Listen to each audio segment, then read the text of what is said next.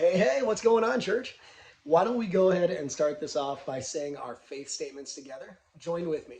I am deeply loved, highly favored, greatly blessed, totally righteous, and destined to reign because of Jesus. So, we've been in this collection of talks titled The Crown, A Tale of Three Kings, and we've been talking about the different kings that God had put into place for Israel. We got done talking about King Saul a couple weeks ago, and then right now we're spending some time on King David. And in a couple weeks, we're actually going to be taking a look at King Solomon. So why don't we go ahead and pray, and then we're going to jump into 2 Samuel chapter 11. Jesus, we want to say thank you so much for everything that you're doing in our lives. We know that some days are easier than others, but what we do right now is we give you glory for all of it. I pray that lives continue to be changed, families continue to be blessed, and communities grow stronger and stronger. In your name we pray. All God's people said together now, amen. So this last week I read a story about Adam and Eve that I thought was really funny. I want to share it with you to start this off. So Eve started getting suspicious of Adam because he was coming home late every night. And so as Adam arrived one evening, Eve goes, "You're running around with another woman, just admit it." And Adam looks at Eve and he's like, "What woman? There is no other woman. You're the only woman." And so he went to bed that evening, and he was awoke by Eve pounding on his chest. And he says, "Eve, what are you doing?" And she says, "I'm counting all your ribs to make sure they're all still there." Get it? Because Eve was taken from Adam's rib, and yeah, you got it. So here we've got King David, chosen by God to be king. His military was super strong. His administration was off the charts. He killed a giant. He was a shepherd boy, but now he's ruling and reigning. It looked like nothing could go wrong for King David. King David made a mistake. Humans make mistakes. And so let's start reading in 2 Samuel chapter 11. It goes like this. It happened in the spring of the year, at the time when kings go out to battle, that David sent Joab and his servants with him and all Israel.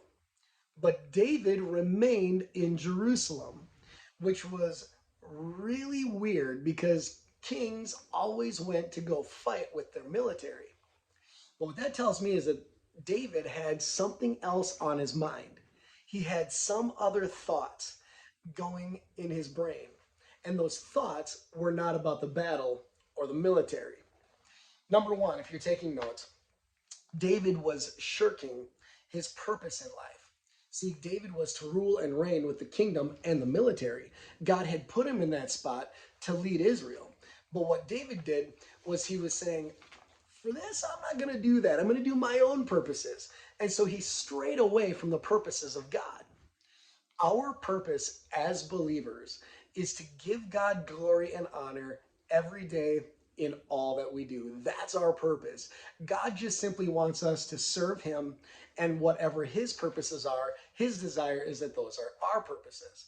Well, we often do what King David did, and sometimes we kind of go with our own purposes, and that is a dangerous road that leads to dangerous places. And that's exactly what happened with King David. 2 Samuel 11:2 says, "Then it happened one evening that David arose from his bed and walked on the roof of the king's house.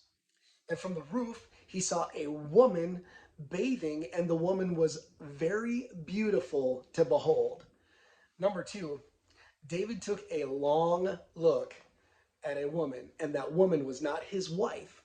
In fact, that woman was one of his neighbors. She belonged to a man named Uriah. Uriah was one of David's mighty men who was out in battle while David stayed at home and was scoping out Uriah's wife. See, David allowed the long look to lead him down the path that God was not pleased with. Women, men, relationships, marriages, engagements, listen to me. All of you that are involved in those. Ladies, if you see your man taking a long look at another woman, your pastor gives you full permission to grab his chin, make him face you, and go, No, no. You let him know that that's not right. In fact, Job in chapter 31 says this: I made a covenant with my eyes to not look lustfully upon a woman. I love that. Job had a conversation with his eyeballs saying, you two, listen to me. I want you to know you are not to look at other women lustfully. And guys, let's just face it, the thing that gets us going, we're visual people, right?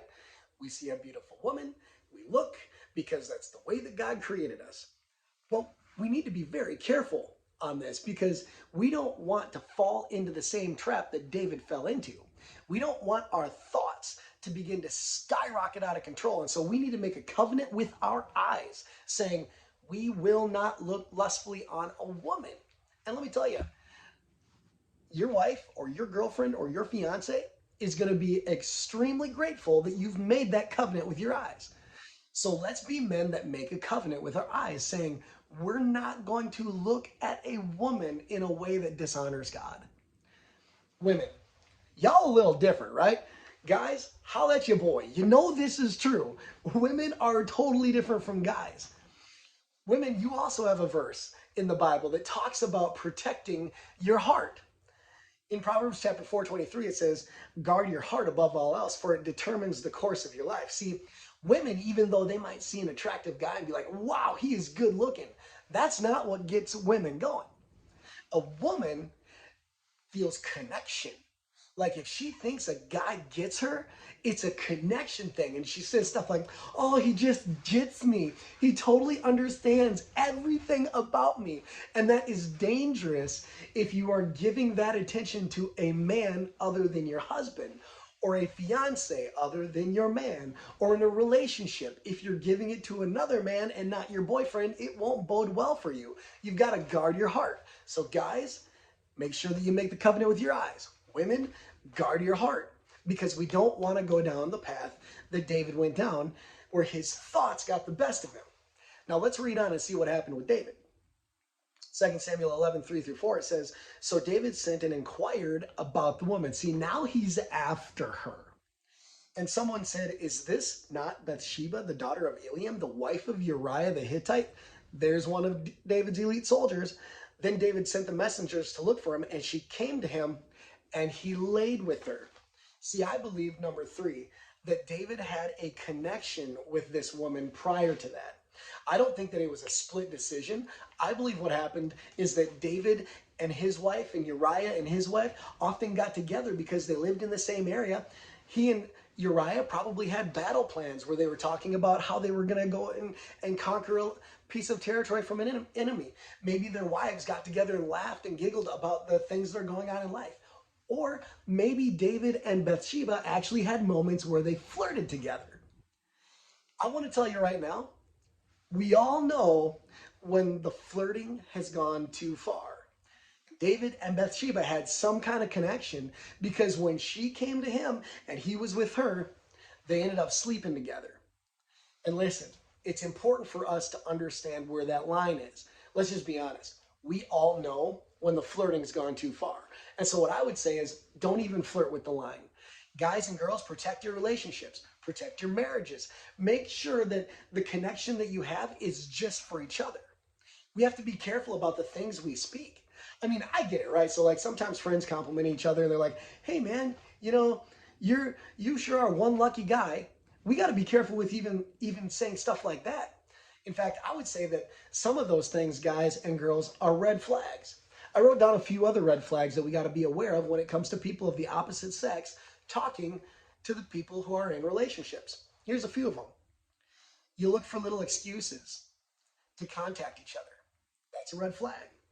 Or maybe do working lunches with each other. So maybe your wife or your girlfriend or your fiance goes with a coworker of the opposite sex and it's just to have lunch. Well, we got to be careful about that because that's not always going to lead down the right path. In fact, I would say don't even get in the car with someone of the opposite sex if you're married and put yourself in that kind of situation because you never know what's going to happen.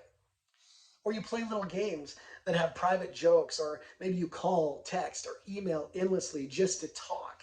A few other ones that you want to be aware of when it comes to your husband and wife getting attention from the opposite sex. Complaining about your spouse. Guys, girls, let's be people that don't complain about our spouses. God gave us each other so that we can, in fact, do life better together. Because let's face it, guys, we needed a woman because we're not always the smartest people on the planet. And God knew exactly who to give you. So let's not wreck it. Or even praying and discussing faith together can develop an intimacy and an emotional connection that opens the door for temptation. We've got to guard our relationships. David and Bathsheba were not guarding their relationships. Instead, they allowed themselves to go down a path that only led to a position that they both really didn't want to be in the long run. So let's be people that are honoring of our marriages. Let's make sure that we keep the person that we're with number one. Let's not allow our eyes to get the best of us. Let's not allow our heart to go somewhere else. Let's stay connected to each other. Number 4, because of this, David experienced major consequences for his sin. Here's a few things that happened. He got Bathsheba pregnant. And not only that, but David called Uriah from the front line to come home, hoping he would sleep with his wife. David said, come home and enjoy a few nights of rest. And so Uriah came home, but he told David, I'm not going to enjoy pleasure while our men are out fighting for us. And so Uriah didn't sleep with Bathsheba. Then when Uriah didn't do that, as he returned to the front lines, David made a call saying, make sure Uriah dies. So now he got Bathsheba pregnant, had Uriah killed, and he lied about the whole thing.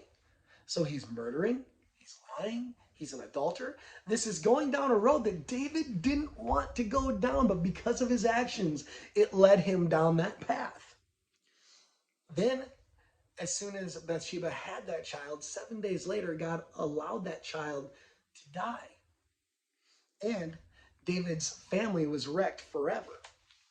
You see, David made a decision that affected his life in all kinds of different areas.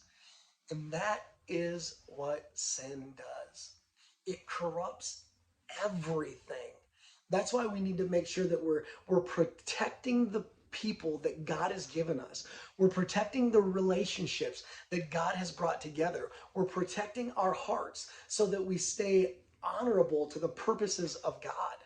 Because when we live in God's purposes, life is fulfilling. And that is the kind of life that God has designed us to live. Lives that are filled with joy, filled with happiness, filled with just being in the presence of the people that He's brought together and the people that we love. He's designed us to live a fulfilling life. So here's a few things that we learned from the story of King David. We need to stay engaged in a life of purpose that seeks to honor God. We need to commit to not taking a second look or giving emotional space to another person. We need to refuse to cultivate personal relationships with the opposite sex that are inappropriate.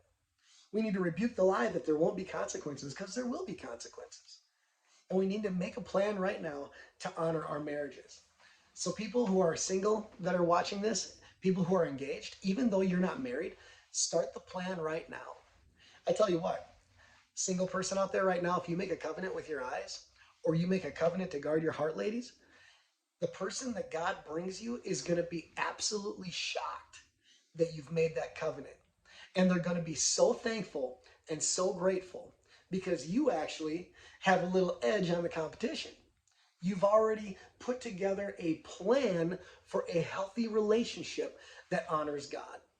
Let's make sure that we stay connected to God's purposes for our life and in our relationships.